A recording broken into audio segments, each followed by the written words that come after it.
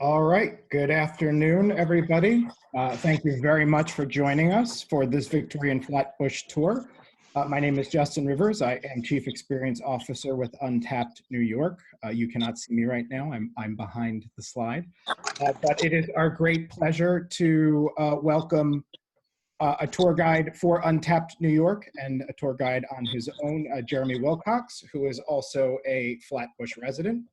And we are in for a real treat. I've seen the tour, it's great. Jeremy has been working with us. He's one of our best for a couple of years, and Jeremy also a board member for the Guides Association of New York. So we are in very capable hands. He is also kicking off our virtual walk series for you insiders today. So I do hope you all enjoy. What we will be doing is, if you have any questions for Jeremy during the tour, you can type them in the chat function at the bottom of the screen, and then at the end of the tour we'll be curating some questions for Jeremy to answer that you may have. All right, and with that I am going to turn it over to Jeremy. Jeremy, have fun. All right, hello everyone, welcome to my little section of Flatbush.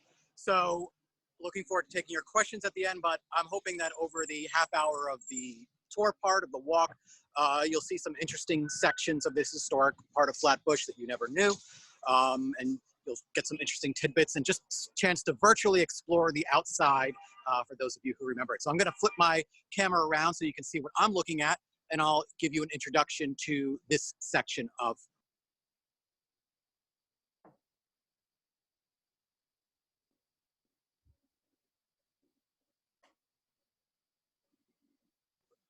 So if I have done Zoom correctly, you should be looking at the graveyard of the Dutch Reformed Protestant Church. So you can also see in the background a beautiful tower, almost looks castle-like. That is Erasmus Hall High School, one of the more famous historic high schools of Brooklyn.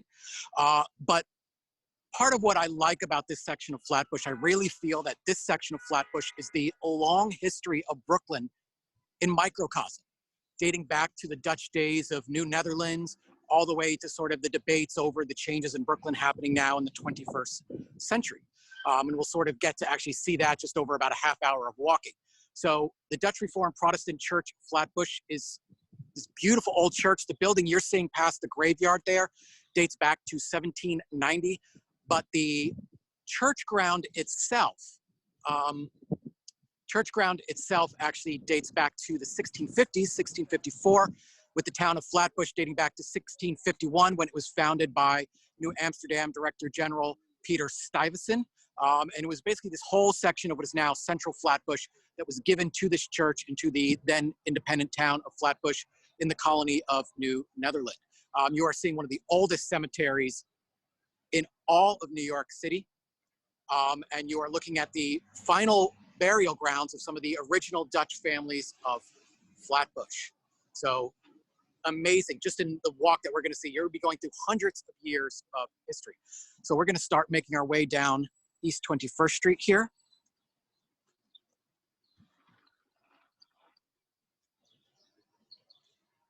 Before actually I pass by, I just want to give you one final look at the gravestone here in the church grounds. Keep in mind, you're looking at a church plot and a church land that predates the United States of America by over a century. I really feel like the history of this is sort of lost on people here. And just one block east of me, you are at Flatbush Avenue, the sort of very busy, congested commercial stretch. And then just right next to it, hundreds of years of history. There's the old Ken Mayer Theater, which was the RKO Keith Theater.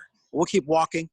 And so one of the things we'll be talking about over the course of this tour is how this went from rural farmland back in the Dutch days to the developed neighborhood that you'll be seeing today. And it really remained as farmland really up until the late 1800s, through the 19th century, when a number of developers were looking to piggyback off of the success of Frederick Law Olmsted and Calvert Vaux's Prospect Park and build a number of sort of suburban style developments just south of the park for wealthy people, building it with sort of a British sensibility. And so you sort of geographically orient you so you have an idea of where in Brooklyn where you are. Again, I am one block west right now of Flatbush Avenue, And I'm just about 4 blocks south of Prospect Park, of the southern end of Prospect Park, for those of you who sort of know the basic geography of Brooklyn. So we have come up to this historic district just behind the church. So this is one of several historic districts in what is largely known as Victorian Flatbush. So Victorian Flatbush, to orient you on that terminology, is the collective name to a series of developments that were built at the turn of the last century by, again, these developers I mentioned. Some of the historic districts within Victorian Flatbush include Fisk Terrace, Ditmas Park, which is a name I bet a lot of people know, Prospect Park South. Here we are at the Albemarle-Kenmare Terraces, and a number of districts that are awaiting historic designation, including Beverly Square East and West, Midwood Park, and a few others. So this building here is the parsonage of the Dutch Reformed Protestant Church. Could definitely use a little bit of love if you look at it. It's definitely showing its age, but beautiful historic thing. And then just on the other side of the church property, you have these lovely homes, part of the Albemarle and Kenmare Terrace. We are here on Kenmore Terrace specifically. These were built between 1915 and 1916, actually making it one of the newer districts within here.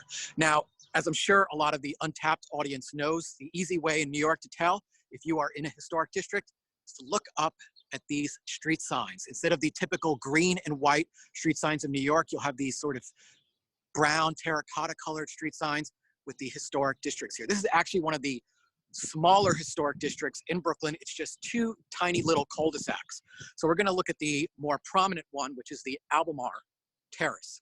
And this is a fascinating block that I love to show when I do my longer version of this tour, because it really speaks to how the development changed. So this entire block all used to be the type of homes that you saw just there. Nowadays, most of the buildings you'll see on this block are these pre-war apartment buildings built in the 1930s and 40s. So developers then were redeveloping Flatbush again throughout the 1930s. As the neighborhood's population was increasing, population density became the way they were building. So developers began buying up block after block of these historic old homes from the Victorian Flatbush era, tearing them down and replacing them with what we consider today to be beautiful pre-war apartment buildings. And there were a number of homes on this block that actually held out and have just recently been demolished, as you can see, as new development is going on over there. So only some of the homes here on the east side of the street have remained. So this is Albemarle Terrace. There's the street sign up there. Some of these beautiful homes. I love this little street because a lot of people don't realize this is here, just 1 block west of Flatbush Avenue. And to me, it looks like some of the suburbs of Washington, D.C., or kind of actually reminds me of Back Bay and Boston, for those of you who are familiar with those kind of neighborhoods. But beautiful homes. This was once actually voted the greenest, prettiest street in Brooklyn. These beautiful little lampposts with the flower beds, these bay windows, gorgeous little block here. And it really, again, speaks to the type of development they were trying to do. Now, as we go on later on, we'll see more of the type of homes that we're talking about. But a key thing to understand about the developments that were happening here, the goal was to basically create the blueprint for what we understand today as a sort of modern suburb. But the main goal of all of these various developers was to get away from the typical brownstone style of Brooklyn that you see in Crown Heights and Bedford-Stuyvesant and Brooklyn Heights and Fort Greene and others, and to really develop something that really today feels sort of English and sort of like a quaint little garden district. The village within the city is the way they were sort of selling it back in those days. So we're going to keep walking down this block here.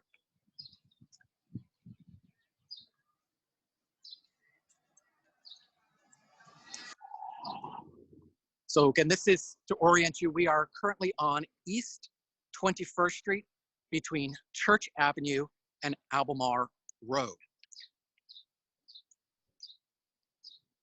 And it's kind of fascinating, other than that sort of one little stretch of the old homes, it's mostly these kind of beautiful pre-war buildings. Now we have obviously the constant debates even today between landmark and preservation and new development to meet the needs of the growing population of New York City. And you can imagine in the 1930s when these beautiful homes were being torn down to make way for these apartment buildings, probably was considered a monstrosity. People were furious. But today, these type of pre-war apartment buildings are actually considered very desirable. So it's kind of amazing how much sort of time changes things over here. Now we're actually going to come up on one of my favorite little architectural Easter eggs of the neighborhood. So those of you who are familiar with the progression of Flatbush throughout the 20th century, primarily in a good chunk of the 20th century, Flatbush, particularly this section here, was a predominantly Jewish neighborhood. Erasmus Hall, which you saw at the beginning, was where Barbara Streisand went to high school. Neil Diamond and many others had a great sort of performing arts program. And Flatbush in that era was filled with beautiful, beautiful synagogues to meet the sort of religious needs of this large Jewish population. Now, as Flatbush evolved, a lot of the Jewish families left and moved out into the suburbs. And then in came new waves of immigrants. In particular, nowadays, the main population here are from the Caribbean, Haiti, Jamaica, Trinidad, and other nations. And you can see how that's changed with just this one building. So today you see the sign says that this building here is a missionary Baptist church. But if you look at the railings there, I'll walk up a little closer here, and obviously some of the detailing on the side, this was very clearly originally a synagogue. And when the population changed, it became a Baptist church, but with the same original facade. So we're here again on Albemarle Road, and we're gonna make our way toward the subway tracks. Another one of my favorite pieces of trivia about this neighborhood. So as the city of Brooklyn is building its own version of a street grid throughout the second half of the 19th century, they are plotting out the streets. And everything below the main sort of commercial stretch of Church Avenue is given a very alphabet city name of Avenue A, Avenue B, Avenue C, and so forth. Those of you who live in sort of southern parts of Brooklyn are very familiar with this alphabet city style of street names south of Prospect Park. But as the developers were planning this, in particular Dean Albert, a man I'll talk about in more detail as we get toward Prospect Park South shortly, he was the first developer to really come in. He bought 60 acres of then rural farmland to begin a development starting in the 1890s. And he wanted to, again, really sell this to a high class clientele. So he didn't want to sell people a home on the intersection of Avenue A and East 17th Street. So he petitioned the city of Brooklyn. This is before its incorporation into New York. He petitions the city of Brooklyn in the mid 1890s to rename a lot of these street names so that they sound a little bit more fancy. So, passing by a very grumpy dog. So Avenue A becomes Albemarle Road. Avenue B becomes Beverly Road. Then after that, you have Cortelyou Road, Dorchester. For some reason, there was never an E, so that just became Ditmas Avenue and the separate development of Ditmas Park. But then it goes back, then you have Foster, and then Glenwood Road. And then after Glenwood, it goes back to the alphabet section, H, and so forth. And then some of the east-west streets get renamed. You have, instead of 17th, 16th, 15th, and so on, you had Marlborough Road, Rugby Road, Argyle Road, and so forth and so on. So they literally petitioned the city to rename all of these streets in order to really, really sell this as a high-end district. And one of the things that's fascinating, as you can see, this street that we're walking down, this section of Albemarle Road, is just all of these 1930s and early 1940s pre-war apartment buildings. And big part of the way that the neighborhood was redeveloped in this era, when they began to, again, plan for the density of the neighborhood and the growing population, a decision was made that the subway line, the below grade but outdoor subway line, would really be the demarcation line, the dividing line of what end of the neighborhood would be redeveloped and what end would be preserved. So this is very much a neighborhood with sort of a side of the tracks that's very, very wealthy and very, very exclusive, and a side of the tracks that's more working class families. And it's very, very unique in that regard. You can literally see a dividing line. So one block west of me is the subway line here on Albemarle Road. And the street here, Albemarle Road, just dead ends at the subway tracks. Now, for vehicles, that is the case, but for pedestrians, that did not used to be the case. When the neighborhood was first developed at the turn of the century, there was a pedestrian bridge built over that subway line so that people could connect from one end of the neighborhood to another without having to sort of walk around in the way that we're going to right now. Now, what happened was, starting in the 1970s, is the area where their neighborhood residents are planning to have this area landmarked. But at the time, this end of the neighborhood that I'm standing in right now was not considered very desirable. This was the sort of working poor of the neighborhood. You had the wealthy people on the other end of the subway tracks, and they were really looking to separate the two areas. So they actually got the city to tear down, before the landmarking in around 1978, 1979, the Albemarle pedestrian bridge. There have been some minor petitions in recent times to have that rebuilt, but nothing has come of it. So nowadays, if you want to walk from one section of the neighborhood to another, you have to go down to Beverly Road, as we are now, the former Avenue B, and then make your way around. And it's really, really interesting how sort of stark the architectural contrast is.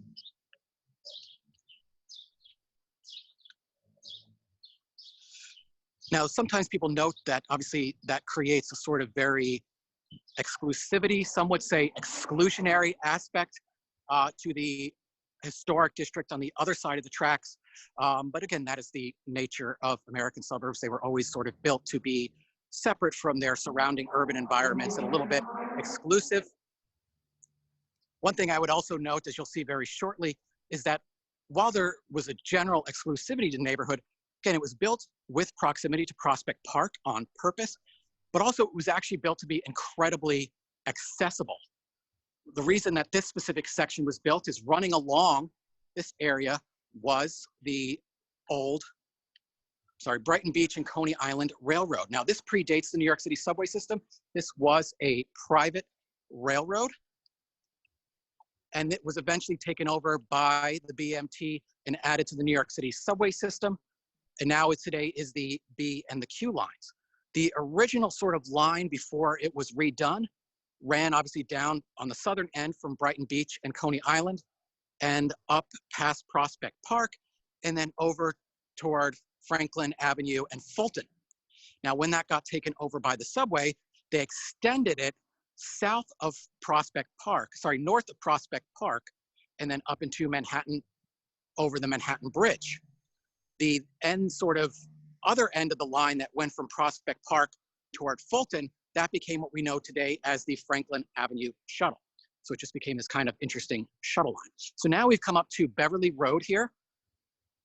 Now, the section first developed by Dean Albert ran roughly from Church Avenue down to Beverly Road and from around where I am now to Coney Island Avenue.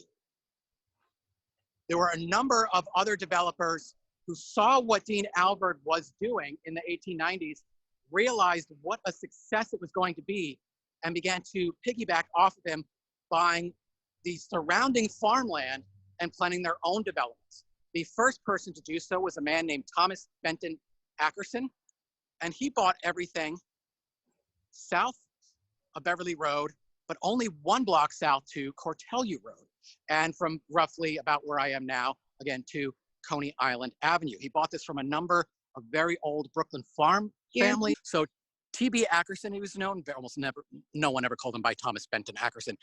He created these two neighborhoods, which he called Beverly Square East and Beverly Square West. There are homes in this section dating back to the late 1890s. And what's very confounding to a lot of people around here is so many of these sections of Victorian Flatbush are designated historic districts. The Albemarle-Kenmare terraces that we just saw, Ditmas Park, which again is probably the most famous one, Prospect Park South, which we are just one block from now, Fisk Terrace, and others. And yet Beverly Square here, which contains some of the oldest and most beautiful homes in the area, has never been declared a historic district. Neighborhood residents have been working on getting that historic district status for nearly a decade now, but for whatever reason, the Landmark Preservation Commission has just not had any interest in that. So it kind of remains this interesting little area over here, but that's the Beverly Square section here. So now we are literally up to the dividing line. You have these pre-war buildings all over here. And right ahead of us is the subway tracks. You can actually see the Beverly Road station there. This station, again, sort of predates the New York subway system as we know it today, and has an interesting sort of trivia point to it. So this is the Beverly Road station here. Again, very unique architectural design for a New York City subway system. If you've ever been to this neighborhood, you know that architecturally it is identical to the one block south of here at Cortelyou Road. Piece of trivia, these are the closest two stations in the New York City subway system, 1 block apart, leading a lot of people to wonder, why would they have two stations 1 block apart? It makes no sense at all. When you are waiting at this station, you can literally see people boarding the train at Cortelyou Road. And the reason was you had two separate developments. You had the developments over here abutting Beverly Road, and you had the separate development of Ditmas Park south of Cortelyou by Lewis Pounds. They both worked with the railroad to have stops there. They wanted to make this as accessible and convenient as possible for their residents. And you had these competing developments, both insisting that they should have literally drop you off at your front door access on the rail line. So we're literally on top of the railroad tracks now here on Beverly Road. And this section of the walk, I've heard compared to when Dorothy wakes up in Oz and she goes from black and white to color, because literally once you cross those railroad tracks, you go from what a lot of sections of Brooklyn look like, these kind of pre-war buildings, to Victorian Flatbush. And specifically, again, right now you're looking at Beverly Square East, and this is Prospect Park South. And the way you know you are in Prospect Park South, besides the historic markers, are these pillars here at the corners. If you are within the designated historic district, these are original, and you can see the insignia there that says PSP, Prospect Park South, Beverly Road, Marlborough Road, and you got these little planters up there at the top. And these are on all of these intersections over here. You do not see them on the other side of Beverly Road, as that is technically a separate district. So we're going to make our way up Marlborough Road here. So this is the oldest section and the most historic section of Victorian Flatbush, developed by Dean Albert. And he really, really put a lot of thought into this. And again, the idea was, even more so than the first district you saw developed in 1915 to 1916, this 1890s turn of the century district was really meant to look like something you would not expect in Brooklyn. For a lot of people who've only been to Dumbo or Brooklyn Heights or some of these more tourist sort of visited sections of Brooklyn, if you were to show people photographs of this section, they would probably never guess that you were literally right in the center of Brooklyn. So I'm going to show you some of these houses as we're passing by. But the idea was explicitly to get away from row houses, get away from brownstones, and develop a neighborhood unlike anything that had been developed in Brooklyn to date, to create these detached homes, humongous homes for large families. And in a lot of ways, Prospect Park South is really, again, as I mentioned earlier, the blueprint for what we consider today the modern American suburb. Whereas Brooklyn Heights is considered the sort of first suburb, really isn't a suburb in the way that we think of it today. Prospect Park South is far more suburban. And while the neighborhood is largely, again, overall known as Victorian Flatbush, there are not just sort of Victorian style homes here, like the type you see in San Francisco or other cities. There's a variety of styles here. And that's what really Dean Albert wanted, was a huge variety of styles with sort of one overarching principle that this would be very stately, kind of very British. So in addition to sort of Victorian style homes, you do have Tudor style, you have Swiss chalet, you have Queen Anne homes, and a great variety. And people began buying up these lots in the 1890s, and then they would have their sort of pick out the style. And his primary architect, John Pettit, would then design and have the homes built. Now, there were a number of different architects working for Mr. Albert, but John Pettit was sort of his primary architect. And while you have all these little side streets here, like Marlborough, Rugby, Argyle, Stratford, Westminster, the main stretch that we're just about up to was Albemarle Road.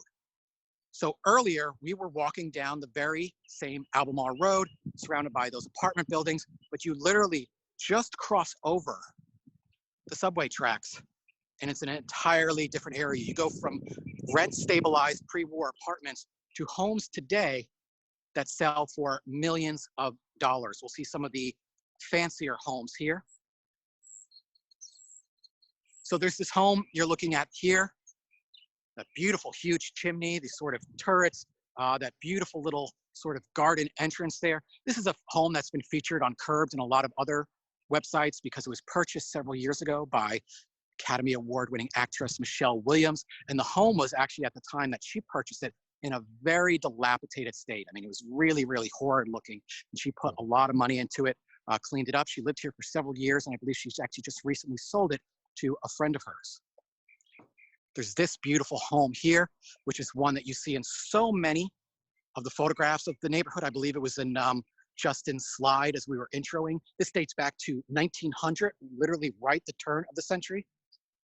And here on Albemarle Road, you have what's known as the Flatbush Malls. So again, very, very stately, something you would not expect in the center of Brooklyn. In addition to these very quiet streets, you've got these beautiful malls which run down the middle, planted with trees and flower beds, and it's very, very peaceful. Over here are some of my favorite relics of the neighborhood here at Marlborough Road, in front of what we call the Michelle Williams house. You have this very old street marker, old rusty street marker here. And you've got this stone pillar here, which used to be where the post box was before they replaced with the modern mailboxes. So this is Albemarle Road. So we're gonna go to probably the prettiest and most famous street in Prospect Park South, which is Buckingham Road.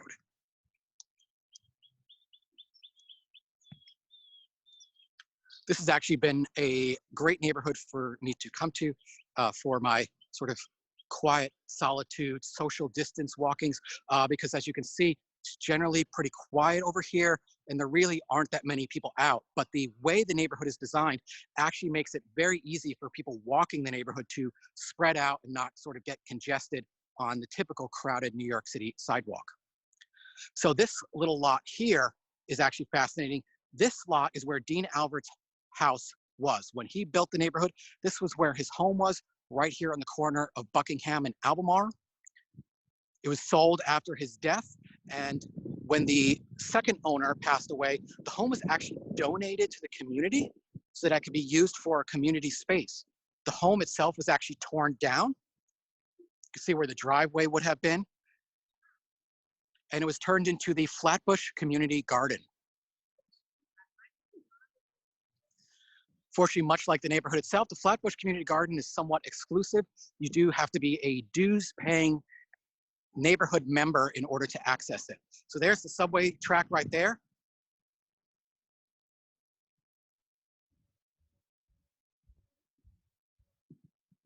And right where that gentleman is standing is where you would have once been able to access the pedestrian bridge to cross over. Gorgeous, gorgeous homes all along here. And next door to this beautiful home is probably one of the more famous homes on this stretch, but it's by far my favorite home, which you'll see very shortly. It's the Japanese house. So the Japanese house dates back to 1903. It was designed by architect John Pettit, but it's very, very unique. Here we go, the Japanese house of Flatbush. Now, while John Pettit, the main architect of the development, did design the house, they really wanted it to be authentic. So Dean Alvert hired artisans from Japan to come and work on it, to make sure that you had some of these authentic details, and to design the gardens and surrounding property.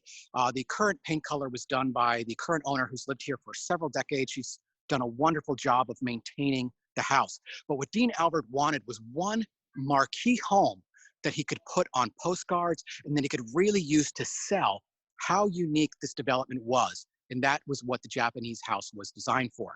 Keep in mind also, at the turn of the century like this is when Japanese culture, including geisha girls, really started to come into popularity here in the United States of America. One thing that's actually nice about taking this walk today is you can see the neighborhood is in beautiful spring blooms right now.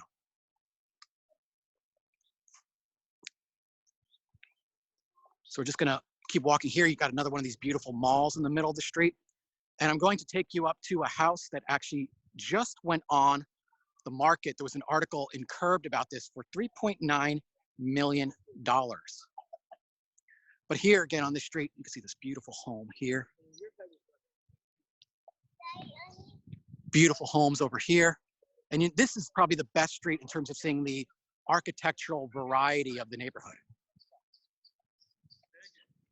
Now you also have this apartment building here, which is known as the Buckingham. This dates back to 1940, obviously several decades before the landmarking of the neighborhood. Basically a developer came in 1940, bought up one of these old homes, tore it down, and put up an apartment building.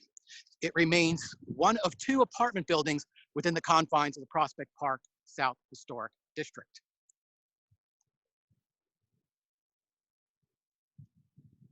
So here, this house with the yellow paint today, this is the house I was referring to. We'll get a nice look at the front. This just went on the market for $3.9 million. Now, if you find the Curbed article about this house and the actual listing itself, one thing you will not find in either is a mention that right behind this beautiful property and their beautiful backyard garden are the subway tracks. It's just a thing you'd think they'd mention for $3.9 million. But as somebody who lives in this neighborhood, on the other side of the tracks, I can assure you, once you've lived here for more than basically a week, you don't even hear the subway anymore. This is 85 Buckingham Road. So for $3.9 million, this beautiful house here in Victorian Flatbush could be all yours. Coming over to the other side of the street, you got these beautiful sort of Tudor-style homes. These are more similar to what you would probably find in Kew Gardens or parts of Forest Hills and Queens. And again, the beautiful malls of Flatbush. And so one of the reasons I love doing this walk and I love doing this tour is it's a very unique section of Brooklyn, but it's also, again, hundreds of years of history within just a few short blocks. We go from the era of Dutch New Netherlands with that beautiful old church and cemetery. Then you go back to 19th century sort of development from farmland into beautiful suburban. And then you have the 20th century where the neighborhood's becoming denser. It's sort of changing the demographics. And so you've got to start tearing those old homes down and building new apartment buildings. And then the fight today over here that we see of preservation and landmarking, of sort of preserving some of these historical relics, which is obviously a tough battle because people want the city to change and they want it to grow, but they also want it to sort of be preserved so you don't lose this sense of history and a neighborhood like this, which is so unique in New York City. So we're gonna sort of wrap up the tour here and then we'll begin sort of to take questions, make my way back toward Albemarle Road, but wanna thank you all for joining this virtual walk this afternoon and sort of letting me show you my little slice of Brooklyn over here. And I'm happy to take all the questions you have. I would just add before the questions start rolling in, again, if you want to get an idea of what the inside of these homes look like, I will tell you the facades of these homes make them actually seem deceptively small. I mean, they're huge homes, but you would never know how big they are until you see inside photos. So look up the Curbed article I mentioned about 85 Buckingham Road, which has a link to the listing, which has a number of interior photographs, and you'll really get a sense of just how massive these homes are. Jeremy, can you hear me? I can. Okay, I'm going to kick off with the first question because I live in Windsor Terrace. I lived in Kensington adjacent to this neighborhood, and I used to run over here, and it would always amaze me the same way it amazes you and I think all of our viewers. My question is, are they still doing those open studio tours in the fall? I know that's a good way to get into some of these houses as well, because I remember about 10 years ago I did one, and it was absolutely amazing. They still do that?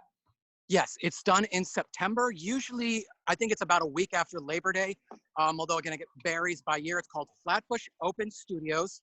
Right. And a lot of the people who live here are people who work in various forms of art. I mean, they're movie stars or they're playwrights or they're artists, a lot of artists. And so they open up their homes to show people, the architecture of the homes, but also their art and stuff like that. So it's called Flatbush Open Studios, and it's usually early to mid-September. Right. Okay, great. Thanks, Jeremy.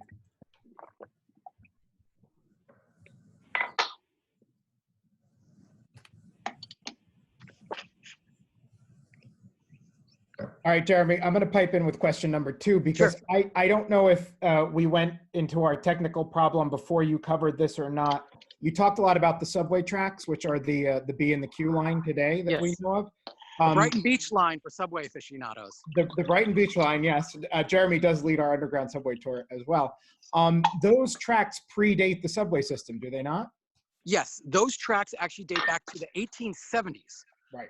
When it was the Brighton Beach, I forget they had like a long name, but it was basically the Brighton Beach and Coney Island Railroad, and it was designed to take people from where the majority of the population of Brooklyn was at that point, which would have been in sort of northern Brooklyn, you know, closer to Fort Greene and Crown Heights and downtown Brooklyn, and bring them down to the beach resorts in Brighton Beach and Coney Island. So it was a completely separate railroad that continued to be expanded until it became eventually part of the New York City subway system as we know it today.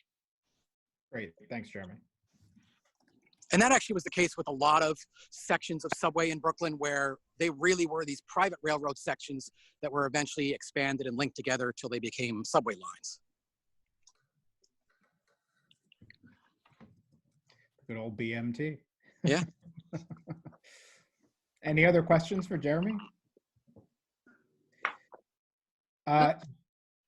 Lisa Road is asking, are there homeowners associations in these neighborhoods still, Jeremy? Yes, there are, and you particularly get that here. I think there is one in Beverly Squares West. I believe there's also one down in Ditmas Park as well. And one thing that's sort of become kind of weird to the people around here is that Ditmas Park has sort of become this catch-all term for Victorian Flatbush. A lot of New Yorkers are familiar with the phrase Ditmas Park. Many New Yorkers not as familiar with Victorian Flatbush. The sort of realtors who create these ads have just decided this is all Ditmas Park. I think that just sounds a little bit fancier than Victorian Flatbush. I don't know why that is. Maybe because one, a lot of these homes aren't necessarily of the Victorian style, but also maybe because Flatbush just doesn't have this connotation in people's mind as a place where they imagining living a sort of suburban life where Ditmas Park probably does. Great. Any other questions? Jeremy, just so you know, you have a very appreciative audience. You did you did an awesome job. And a lot of people are saying so on the chat feed, which is great. I'm back. Oh, there you go. I see one person saying that they've been inside the Japanese house. Yeah, I do want to actually add that the woman who owns the Japanese house currently does actually provide you have to pay paid tours of the house. She'll give you a tour of the home as well as a tour of her really unique art collection, which is actually fascinating. I've been on that tour before. Oh, that's cool. Jeremy, there was a question about whether people can tip you also through Zelle, which is the Chase Quick Pay. Are you set up for that? I am not set up for Zelle. If they do not have Venmo, I can also accept gratuities through PayPal at Wilcox, JWILCOX79@gmail.com. If that helps. Okay, great. And for the people that do have Zelle, I can reach out with Untapped Zelle and pass that tip over to Jeremy. And yeah, that would be great. Venmo, it's at Jeremy-Wilcox, which we've put in the chat if you would like to give him a tip. Our guides are really hurting during this time, and we're doing everything we can to support them by hosting virtual tours and etc. So thank you so much, Jeremy, for hosting this today. If you can't see the chat, people are very appreciative and excited. Awesome job, Jeremy. Really great. Thank you. Any last questions from the audience before we close out today? All right, well. Excellent. Yeah, and then for those, I would just add in closing, for those who've never been here, when things sort of reopen, I do this as a regular tour, so you can contact me. Or if you just want to come here, I think it's a great afternoon. You could get off the train at Beverly or Cortelyou Road, wander around here, and then make your way up through Prospect Park. And I mean, you could spend a whole half day just sort of wandering around, and you really don't feel like you're in the middle of Brooklyn. It's really amazing. Between this neighborhood and Prospect Park, you know, which Frederick Olmsted considered his finest work, it's really amazing. Okay, great. And then people have asked whether the tours are going to be recorded and available, and yes, If you're logged in to untappedcities.com into your account, into your insider's account, there is a virtual content page that I just sent the link in the chat. And so within 48 to 72 hours, we will have an edited version of these tours all up on the website, so you can view them at any time. And this Thursday, I and my son from Untapped will be giving a talk about Secret Brooklyn, the book, and we're going to focus on the outdoor places that are safe to explore that are in the book. It's 150 places of Brooklyn's weirdest, most interesting places. And we've got a lot of other events coming up virtually. So we're doing at least 2 a week, so stay tuned. And thank you again, Jeremy. So hopefully we'll see you guys all soon, virtually and eventually in person. Yeah, You guys. be safe, everyone. Bye-bye. Bye-bye. Bye. Thanks.